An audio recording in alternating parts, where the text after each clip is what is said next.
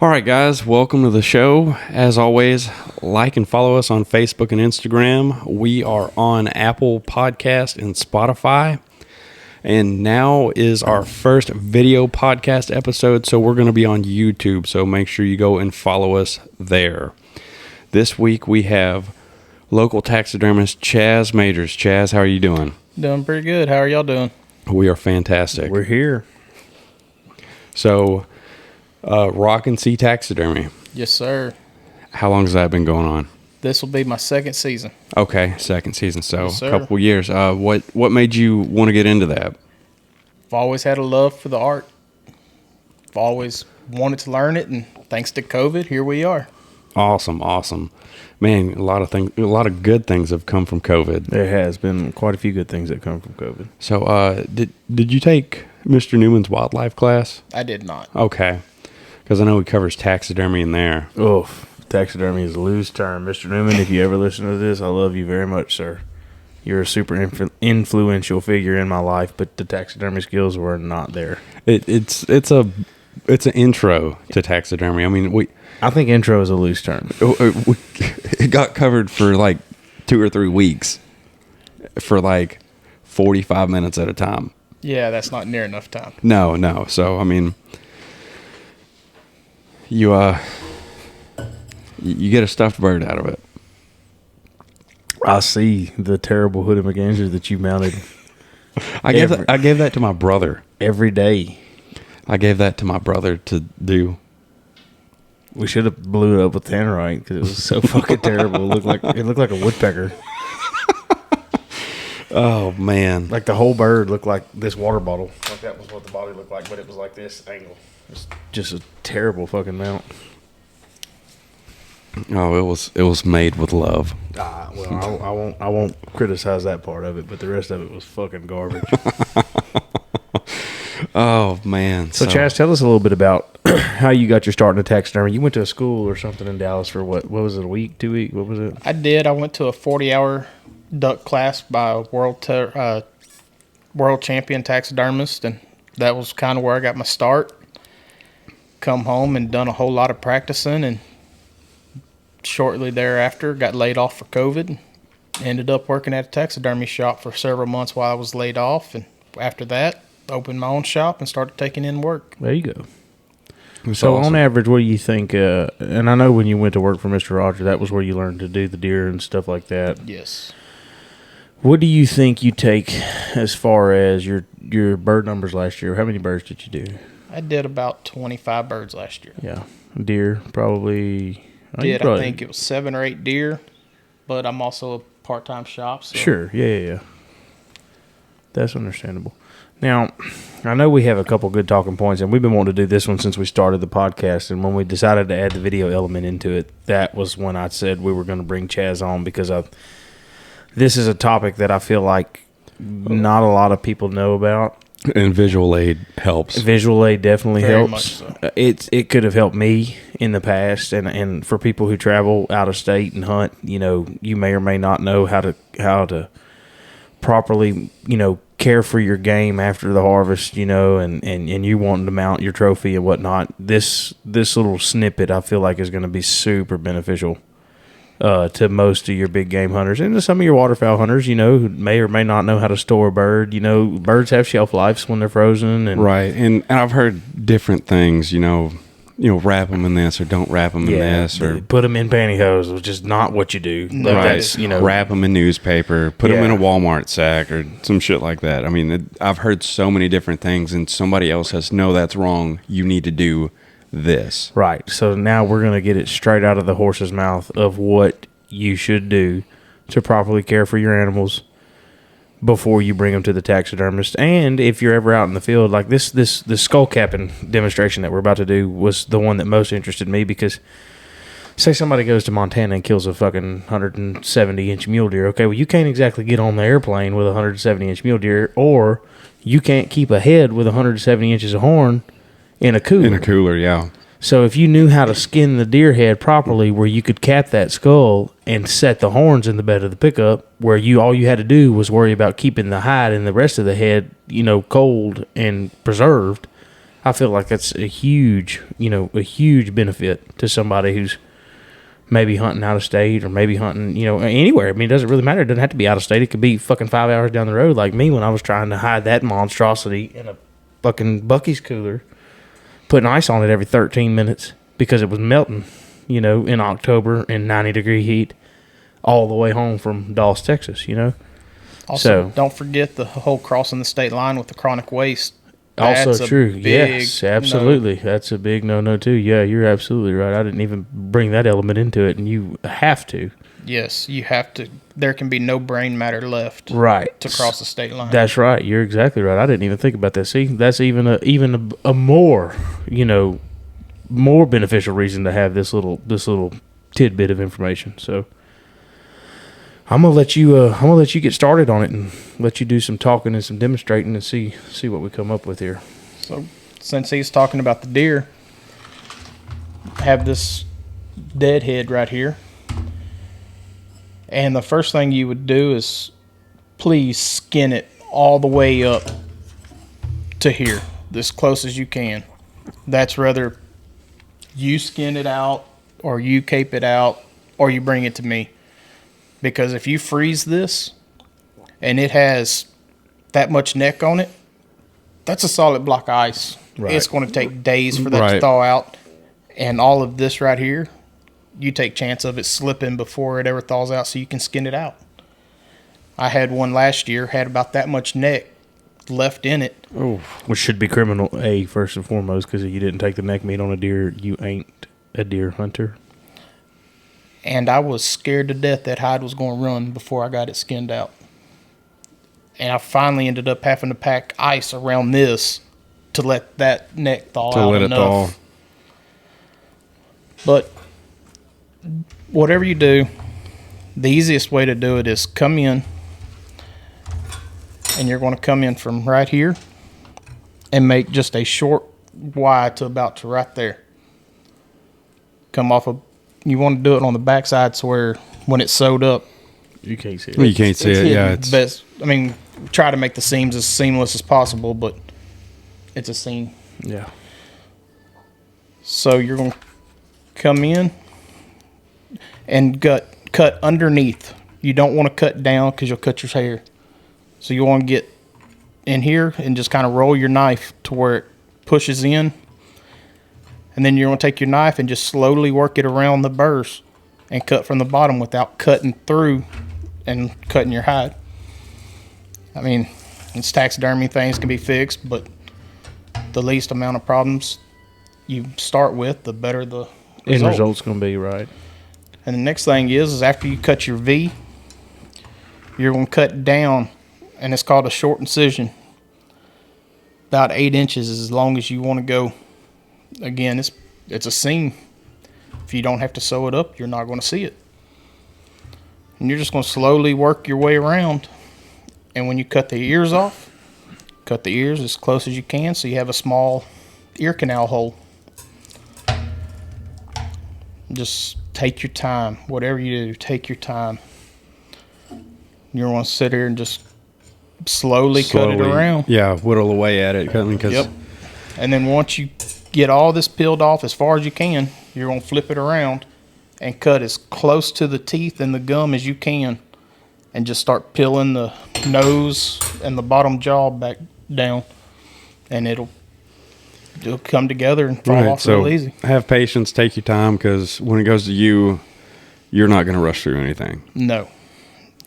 And the And- less nicks, Right. less The cuts. more time you take, the more patient you are with it, the easier it's going to be on you.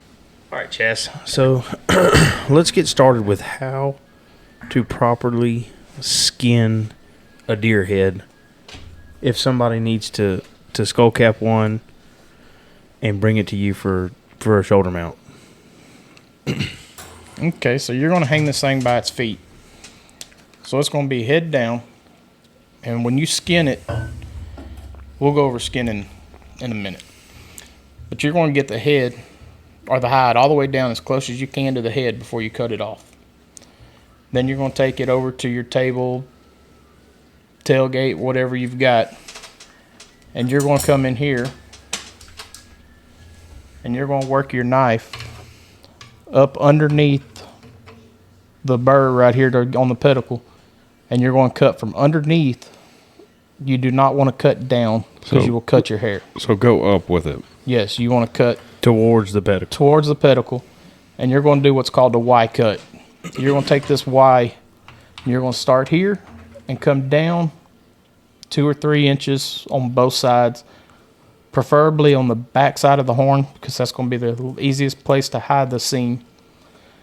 So once you have your Y, you're going to take, and then from underneath, cut down about 6 to 8 inches for what's called a short incision. And that's going to release all the hide to where it'll roll down around the head. Then you're going to take your knife and you're going to slowly work it around the burrs from underneath until you have it free. I've seen some people use a screwdriver and just pry it off. There's really nothing there holding it other than a little bit of connecting tissue.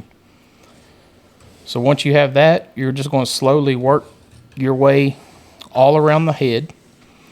When you get to your ears, you want to take caution to make sure you cut as close to the skull as you can, because it keeps the ear canal small, easier. It just makes a cleaner mount. So then once you're doing that, you're probably going to have your head up about like this as you're working it down and around. You're going to take and you're going to peel that hide to about right here. And then it's pretty much going to lock up on you. It's going to be hard to skin anymore. You're going to take and flip it over. You're going to take your knife and you're going to stay as close to the gum as you can. And you're just going to make an incision all the way around, top and bottom jaw. And once you do that, it's going to just peel off. And then by the time you get to here, you're going to flip it over, make 1 or 2 cuts, and the entire hide is going to be off the head. Awesome. And then that way you can make your skull cap. Yes. So then you want to start that where, like, right above the eyes and just go straight back? How do we want It doesn't really matter. Just if you take extra, and then the taxidermist. Yeah, let him take what he needs. Basically, just go about center of the eye. You can cut it right there, and then you can come down here about where it kind of breaks over at the back of the skull and cut that.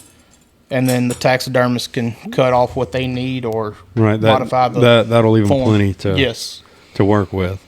And that allows you to clean the brain cavity out so you can legally cross state lines and stay legal. If someone brings you a deer, how long does that usually take you? Since I'm a small shop, I try to stay in about the 6 to 8 month range. Okay. Yes. Now, one thing I wanted to ask you about, would you? We talked about it when I was at your shop here not that long ago. You don't do a full tan on your hides, correct? You do the. I do not. I do what's called a dry preserve. Yeah, there you go. It's what's the difference in the process? Like, what's the difference in the upkeep? What's the difference in the longevity after it's done? I really can't tell you what the difference is. One of them is I have to send it off and have it tanned, which increases your my cost, time. My turnaround time, which in turn increases your costs cost. You. And with the regular tan, what I found is you don't get the neck. The neck doesn't stretch. You don't get that, like we was talking a while ago, the detail. It's hard to do that with the tan. The dry preserve, from what I found, which I've only done a handful of tan, but the dry preserved, you can put whatever detail you want in it, and they last. Like we was talking, I was working at the other shop. He's got some out there for still 25, 30 years doing the dry preserve and still look great. Really? So now let's go through the whole process. Some people tube a deer. You know, some people start at the hams and they cut the whole hide all the way down. And that is a motherfucker and a half. So let's start about, like, if we're going to cape a deer for a mount, I like to start about the last rib. And I know that old adage, you know, it's better to have too much than not enough. Yes, please don't cheat your taxidermist. But that's kind of, you know, that's where I generally tend to start there at the last rib and then work my way down. Let's go over I wish we had a better visual representation for this part, but I don't think we've got one. Let's go over when you get to the front legs. Some people say follow the white. Yes, And follow the white. Follow the white. Make your cut up where you can skin the legs easier. Yes. Some people, some people, tube the legs out and fight those motherfuckers for 20 minutes on each one to get them cut all the way down to the knee.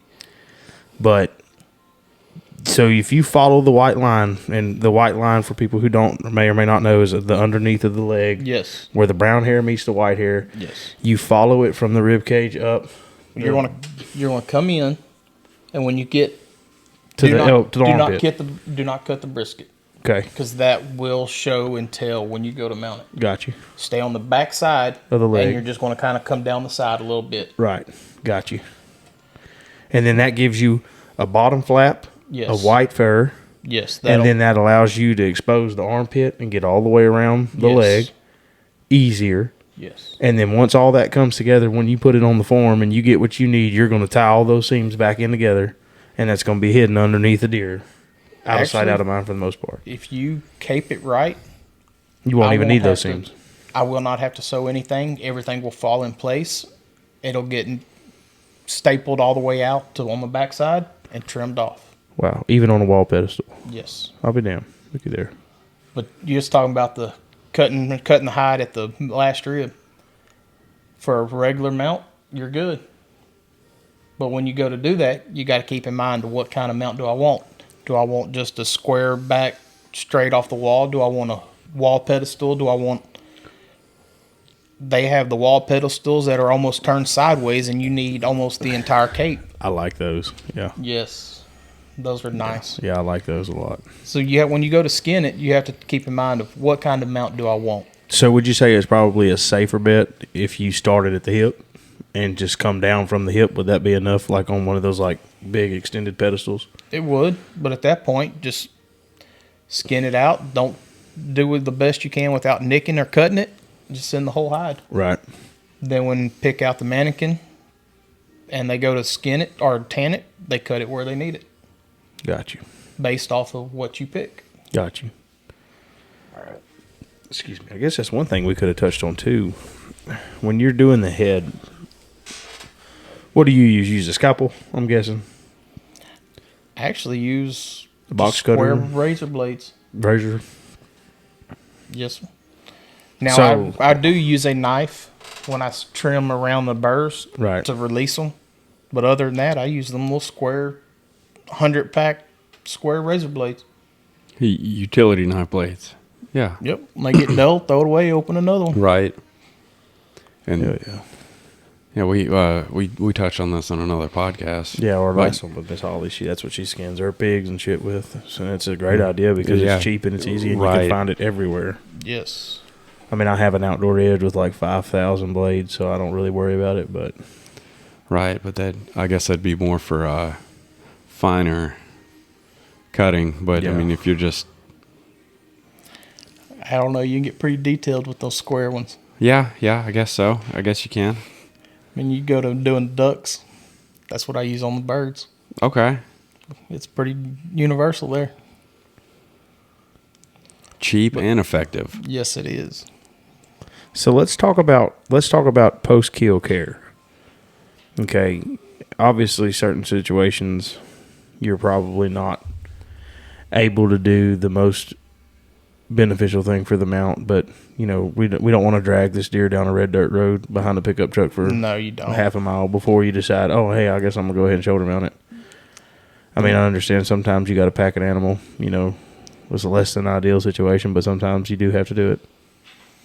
But first and foremost, you got to do what you have to do to recover your game.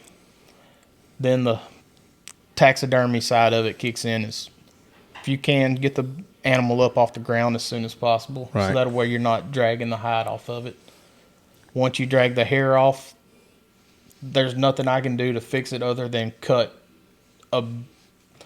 So if you have a drag that big, I won't end up having to cut a hole about that big to sew it back up. Right, to give you enough room to have the excess to make sure everything looks right and back in place. And then at that point,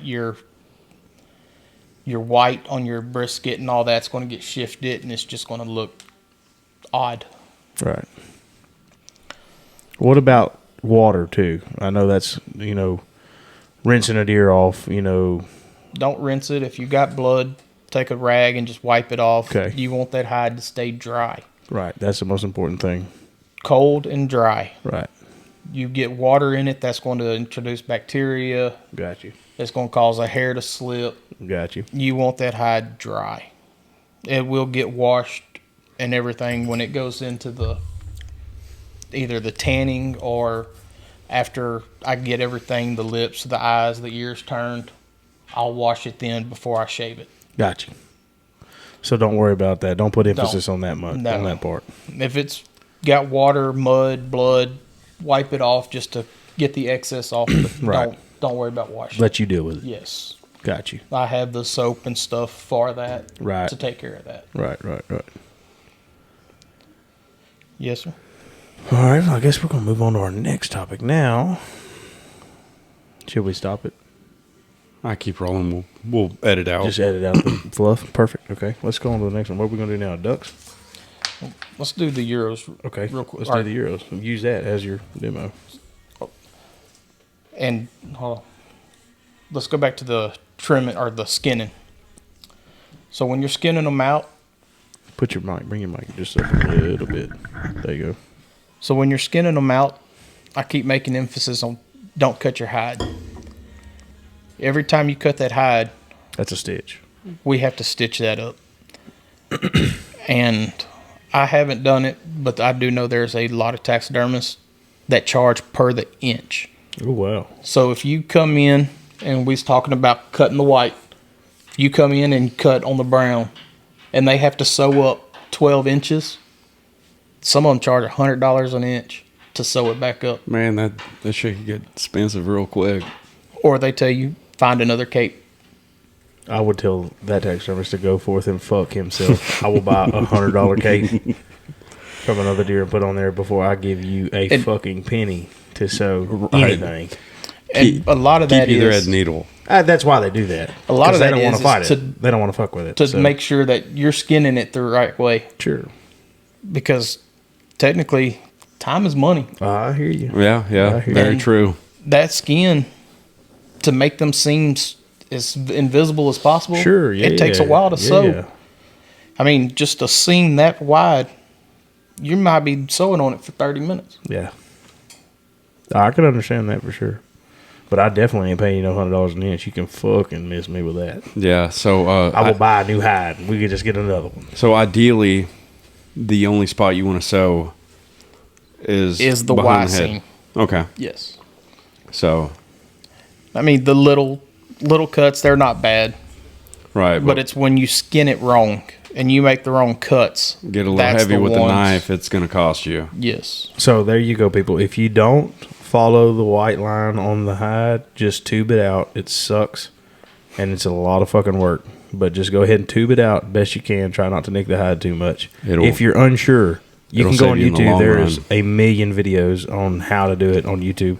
Of course, every taxidermist too, I've noticed, like I've seen a bunch of them. I'm friends with a bajillion of them on Facebook. Yes. I follow every taxidermy page pretty much that comes up on my deal because I love looking at it. It's such an interesting, I want to learn to do it myself. Like that's my goal when I retire. I get to retire at an early age. And that's my goal is to learn how to do it myself. And that'd be my little job whenever I retire. But Well, hey, if you need any tips, I know a guy. hey, right. That could be beneficial, huh? I don't know if he wants. I don't know if he wants the competition now. You know, That's kind of my retirement plan, too. that's right. That's right. I don't think I'm going to be very good at it though, because my attention to skill, my attention to detail is not the best. So you're going to be making some ag wildlife ducks. No, I don't think I'll make any that bad. No, I'll leave that to you. I will leave. I definitely won't be making any mergansers look like woodpeckers. That's for damn sure. I told you I had nothing to do with that. Mm-hmm. I sent it to my brother's class. I hear you. Let's go over some Euros then. Let's do it. Let's talk about Euros. The Euros, that seems to be the new direction of anything that's not getting shoulder mounted. To me, I love a Euro. They're awesome. Oh yeah, they're pretty. There's not much you can do as far as field to mess them up.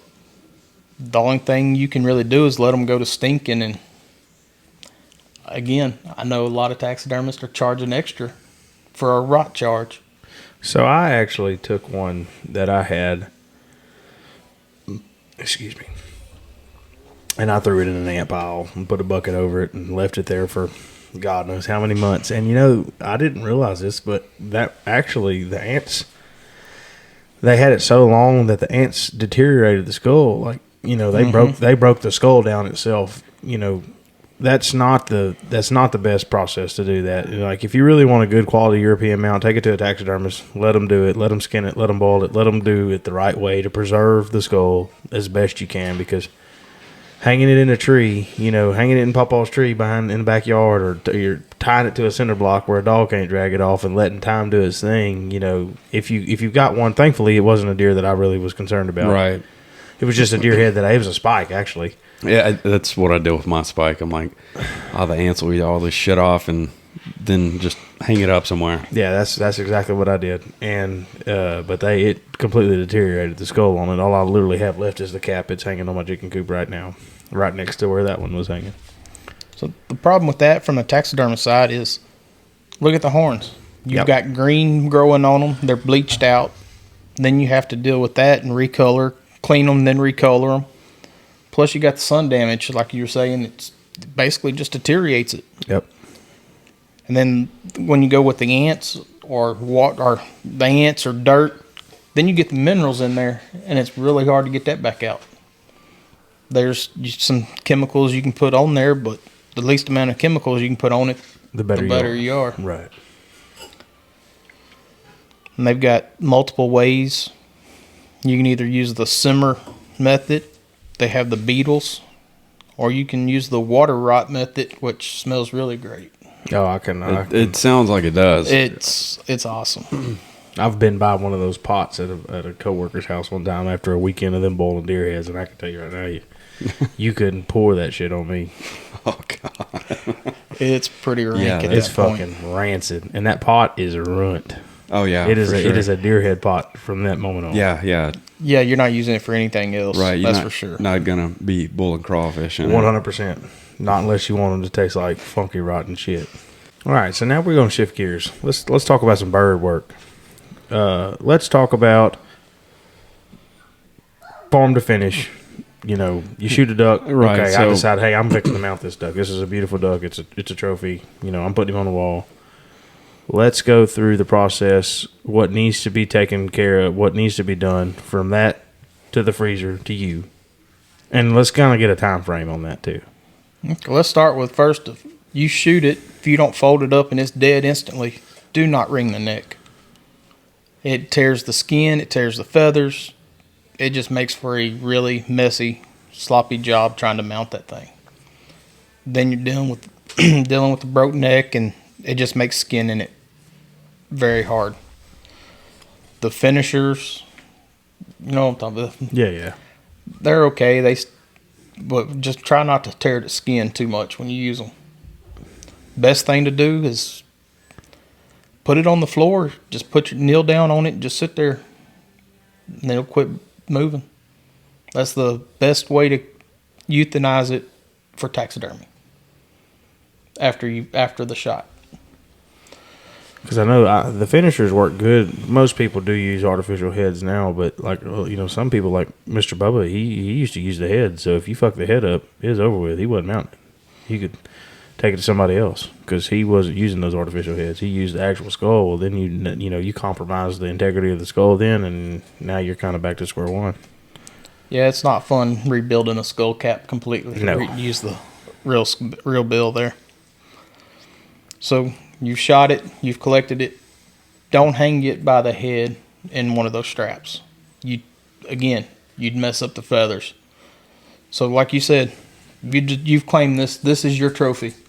Treat it like that. Don't just throw it down in the bottom of the blind in the water and in the mud. I know when I would mount a duck, I'd take it and I'd go ahead and tuck the head while it's limber, and it's still rigor mortis hadn't set in, and it's Right. easy to do that. It's easy to manipulate. Go ahead and tuck the head under the wing because when rigor mortis does set in, that bird's already in position for when you go to put it into the freezer. Best place to tuck it is literally just lay it back on its back. Oh, really? That way everything's tight and the wing can't catch in the freezer and snap the wing. I got you. Okay. Yeah, that makes sense, too. Yep. Best place is just lay that head right there. I'll be down. So you shot it. You've taken it and you set it on top of your blind bag. You up on top somewhere that it's clean. Again, don't worry about washing it. If it's got mud, water, blood, just wipe it off. That thing is going to be washed 7-8 times between giving Start it to the to finish. taxidermist and when it gets built. It's going to have plenty of washings. So then, next thing you want to do is you want to get it cold as quick as possible. If you don't, I did one a couple years ago that sat in the bottom of a boat, and it literally had a rotten spot like that because they left it sitting there so long. Ooh. I was able to salvage it, but it was not the best, prettiest mount because I had to skin or trim half of my body out of it to be able to sew it up. So you're there. When you get home, preferably have it in the ice chest coming home if you can. So when you get home, you're going to take a wet paper towel and you're going to wrap the head and the feet in the wet paper towel. Don't do a vacuum bag. Don't, no, like you were saying earlier, no pantyhose, no socks, no Walmart bags. So you're going to roll that, put the head back on the back. You're going to put it in a freezer bag. You're just going to sit there and roll the air out of it, seal it up, put it in the second one, and roll it, throw it in the freezer. It's simple. Got you. So wet paper towels, 2 freezer bags, Yes. freezer. Yes. Got And what it. the paper towel does is it keeps the head and the feet from drying out. Right. It helps preserve it. If you do it like that, they can sit in the freezer for a couple of years. Really? So that was going to be my next question. So, like, from a longevity standpoint, obviously, I know a lot of people. They say, "Oh, I want to mount this bird," and then they put it in the freezer, and then they forget about it. They're like, "Oh, fuck, I want to mount this bird," and then they bring it to you. I'm like, just bring the motherfucker to the taxidermist. Like, when you kill it, like half the time, I don't even freeze the bird. Like, I take this straight from the field to the taxidermist. Like, here, hey, I'm swinging through. That's the best thing you can do. I'm swinging through on my way home. Here's the bird. Do with it what you will. You know. So I just recently skinned one of my own personal birds out, and it had been in the freezer for 3 years, put up, and it was fine.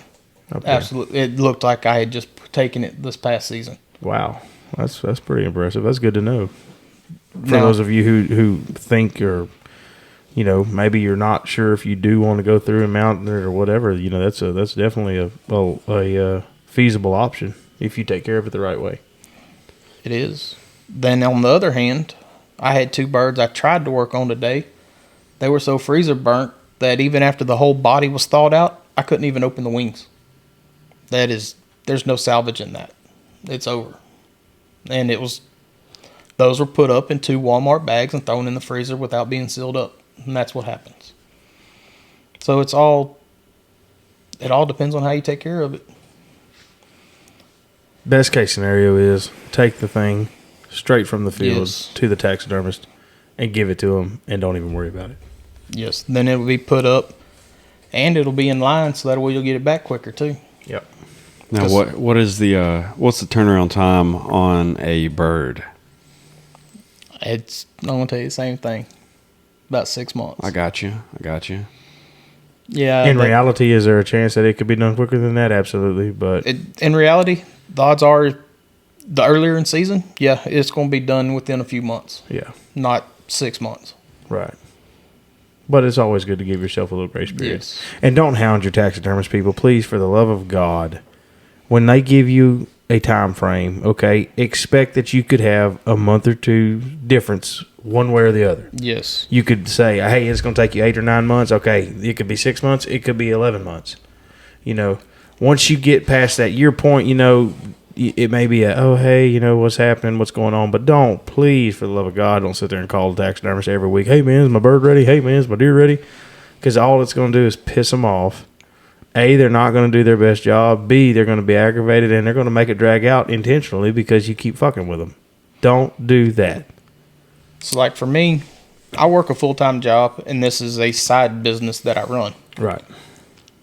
If they tell me I'm working overtime, You're working overtime. There ain't no side business. that's on hold until I come off overtime. That's right. And So, you still have a family life as well. Yes. I mean, you got 2 little girls. I mean, Yes. you still got your own things that you have to do. that's, again, I might have it done in a month, but I'm going to tell you 6 months. Right. Just to cover cover all your bases. That's fair. So, and for me, that's on my side. If I'm not going to say bugging me, but if you're calling, I'm not even working on it because I'm sitting over here at the refinery and that I'm working there. Right. But so for your full-time taxidermist, say you call me, now I got to stop what I'm doing, answer the phone, talk to you for 5 minutes, answer your questions. Well, that just put 5 minutes off of that animal. Right, and then you got to get off the phone. You got to figure out what you were doing, and then pick up where you left off. And you do that 7, 8, 10 times a day, that just puts you further and further behind. So the best thing you can do is if they tell you 6 months or a year, for most people it's 8 to 10, about 10 to 12 months for a turnaround. At 12 months, shoot them a text, say, hey, it's been a year, just checking. That's all it takes. Like you said, you hound enough, it's going to get pushed to the back of the line. See, like when I went to Bubba, I just dropped it off. Said, hey, this is what I got. This is what I want. Go for it. Yep. And that's another thing I do want to bring up too. I got a good friend of mine that does waterfowl taxidermy, and he's one of the best. I'm going to say he's one of the best in the world. I may be talking out of my ass, but the dude's unfucking believable. And I told him that when I brought him a couple of ducks, my wife's first duck, and a cool little hermaphrodite pintail that I killed. And, he was like, I mean, how do you want to mount them? And I said, here they are. Mm-hmm. You're a world-class taxidermist, like a literal world-class taxidermist. You do with them whatever the fuck you want to do. I hate a duck that's standing. I just don't like the mounts. It's not anything they're beautiful. Mm-hmm. I don't like them. I don't want them. I said, as long as the people get a wood duck, and I understand a standing mount on a wood duck is the best way to see all the colors on the bird, but yes. I still don't like them. So I said, as long as they're not standing, I don't give a shit what you do. Like, do with it what you will. Make it however you want it, That's like my personal mounts. I only have 2 of your typical typical mounts. Everything else is off the wall. Stuff you do not see. And that's what I like to see because you don't see it. Yeah. see, whenever I dropped mine off, I got a call a few months later. He said, hey, your duck can't be flying. The wing's messed up. Yes. So he's not going to fly. I was like, so what does that leave us with? He's like, standing. I'm like, well, then go for it. And I've got a pintail standing on a log. And sometimes that can't be helped. Yeah, sometimes, right. Yeah, sometimes that's just... It was disappointing at the time because I wanted them all cupped up and shit, looking like he was coming in. Yeah. But he's like, there's nothing I can do for it. He's like, I can fold it up and have him standing. Like, it's a good bird. It's a beautiful bird. Just the wing was messed up. So that's another thing, too, and you'll be able to kind of shed some light on this. A lot of times people are scared, like, when they shoot a bird. Like, if you shoot a bird and it's messed up, you're like, oh, it's messed up. I can't mount it. That's fucking wrong.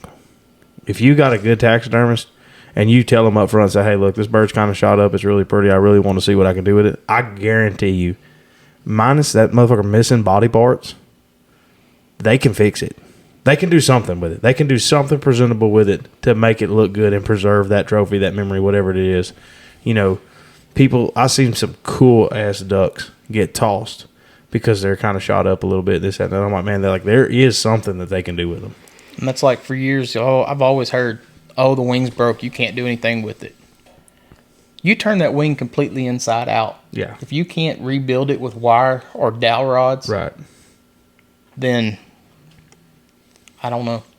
But, yeah, things can be done. Now, I will say this much, too, and I've learned this shit because I've got, You can ask my wife. I've got a house full of mounted ducks. You can't see them in my living room because she won't let me put them in here, but I got them in every other room in this fucking house. Just wall to wall. I've got 20. And 2 more fixing to be picked up from the taxidermist.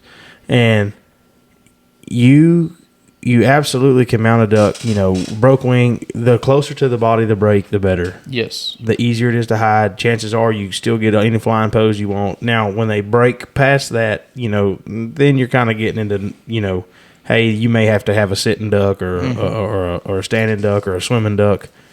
But a wing broke closer to the body is a completely doable bird. Yes, it is. And if it's not, go find you another taxidermist, because I can promise you there are people out there that don't mind taking the shot up birds that will do an excellent job. And so don't think just because you kill something cool and it's shot up a little bit that you can't do anything with it, because that's not the case. I have actually mounted a flying bird with no wing bones. All the bones were busted, and I fixed it back with wire and mounted that thing flying. God damn. But the feathers weren't messed up. That was the kicker. The Right. feathers weren't messed up. So there you go. Man can rebuild wings with nothing but wire. All right. So, what position do you mount most of your ducks that people bring to you? What do they want? So, kind of like Colton said, you have your standards, which is a pretty standard mount on certain birds. The other one is your simple bank and pose. All right, just off to the side. Yes. Showing the back, both the wings, the head's turned. Yes. That shows off all your back colors.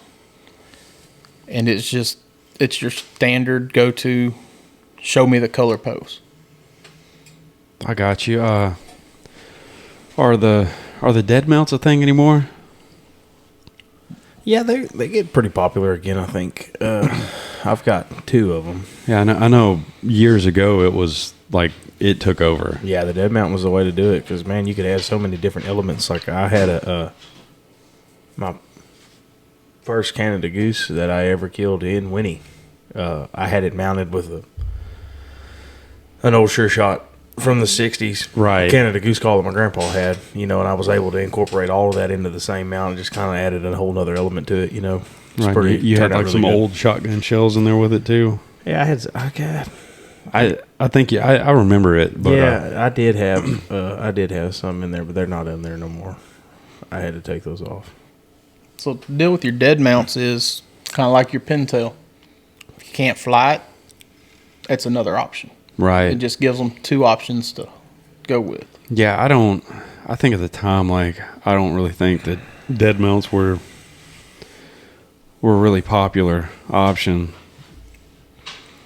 It's been many moons ago when you had that bird mounted. I don't think they were really. Yeah, I Get don't it. think it was a thing at the time. But you do any dead mounts? Another aspect of the dead mounts is, I have a giant dead mount. It's got 3 geese. I have a little living room, but I have 3 geese in there mounted with 2 ducks. Yeah, and it takes up that much space. Right, saves a lot of space. You can have a lot of color, a lot of birds, in very small real estate. Yep, that definitely is a cool. Right, because cool they're feature. just hanging there. Yes. I got you. So what about cool? Let's talk about some unique stuff. What's some of the cooler birds that you've mounted? One of the cooler birds I mounted was that golden eye just finished up. It's something we just don't get here. Yeah. Other than that, it's been our typical puddle ducks here that we have locally. You hadn't had the opportunity yet to do any hybrids or anything Not yet. super crazy off the wall yet. Not yet. I'm hoping one day. But some of the different poses have made them pretty awesome. Yeah. I mounted this speckled belly. It's the last one I did for the season last year. It's coming in kind of cup, but it was going in an area that didn't have a lot of real estate. So he's basically he's seen you. He's trying to backpedal. Oh yeah. It's not your that typical cupped up pose. Right. He's almost stood up, straight up and down, trying to backpedal out. Right, Then it turned out like he busted you. yes. It's kind of like, oh crap, here we go. Probably the last moments he saw while he was still in air. Probably so. But I'm hoping to get some. I'd love to play with some. Yeah, because I've seen some pretty wild mounts. Like I've seen some, like you go into a store, it's hanging from the ceiling, and they're flying. They've got tons of them. I mean, I'm telling you how many thousands of dollars worth of taxidermy they have just hanging right there at their entrance. The ones with the plastic that's like water, and they're going Yes, down. the divers. Yeah, they're diving under. Yes. Oh man, I've seen some like with the splash scenes and stuff, and they add the fish and all kind of different shit to it. Yeah, you can get pretty my wild with it. Man. It's unbelievable. That's the thing about taxidermy. If you can dream it, you can pretty much get it. Build it, mount it. There's some way to do it. Yeah, like I've seen a bobcat, clawing at a quail. Mm-hmm. Just, I mean, the options are endless. the squirrel riding the rattlesnake. I mean, if you can dream it, you can do it. What about the jackalope? Can you make a jackalope? Hadn't tried it yet. That might have to happen. I got a good little set of spike antlers. Whenever you're ready, you can have them. There you go. Just have to be refinished, huh? That'd have to be refinished. Yeah. Just need to find a nice rabbit. All right. So we're getting to the end of the episode, and we're going to kind of go over some less than ideal situations. What you can do, or what your taxidermist will do in the event that maybe the animal that you brought isn't in as good a condition as what maybe y'all both had assumed, and he or she gets into the process, and they figure out, hey, maybe our original plan, like kind of what happened with Jonathan Spintail, maybe that's not exactly going to work. And I have a mount right here that Mr. Chaz did himself, and we got into the specifics of it and realized that the tail fan was shot out, and we didn't really notice it until he got in there to preening and fluffing up the feathers and getting everything set into place. We realized that the tail fan was shot out completely, so we kind of had to call an audible and do a little change up to make it look as good as it turned out, so that's kind of a thing I'm gonna let him turn into and get into about, how does that process work, Chaz, like whenever you encounter a situation like that. So in this bird particularly, like you said, when I took it from you, it looked like it was an excellent bird. It looked great. Nothing was broken. Nothing was really all that shot up. Well, during the cleaning process of it, I got to the tail fan, and the pellet kind of took out the entire tail fan. And when I took all the connecting tissue off of it to where it wouldn't rot, I looked down and I had a pile of tail feathers. They just fell out. So, and unfortunately as a taxidermist, sometimes you got to make this phone call. So I called you and told you what we had. It was out of both of our control, and you said just do whatever I can do to make it the best it can. So we took this pose and kind of pushed it around until we found something that could hide the tail fan the best I could with it. Now, if this would have been a wood duck, I would have said, let's do it with knothole. Just cut the tail fan off together. That's another option. Right. But that goes back to what bird are you dealing with? Right. So I just sat here and I played with it and I twisted it around until I could hide the tail fan as much as possible. But that's one of the deals about taxidermy. You just kind of have to roll with it and keep messing with it until you get it looking good. So let's go over in the event that you get a deer. Okay. And the hide slips or something happens or it's nicked up or it's not enough. Give the people some options on, where do we go from here? We look for another cape, we buy another cape, we do this, we do that. Maybe we change the pose a little bit to not need as much hide. What are some of your remedies, I guess? Again, don't cheat your taxidermist. Don't cut the hide too short. That's the simplest thing for that part. So if it is cut a little short, I had one last year that was going to be questionable. So what I did was I downsized the neck a little bit, which allowed me to stretch that hide backwards. Mounted up, still had a big neck. Everything worked out great. If I would have used the actual size, I'd have never covered that for him. So that's one trick you can use. I've seen people use like flags where they'll cover the shoulder with the flag. I've seen it. Yeah, that's pretty neat. I haven't tried that yet, so I'm not really sure how they do it. Some people use habitat. You can use like your hunting out west, your prickly pear, your rocks to kind of fill that void. But that goes back to the best thing to do is bring enough cape.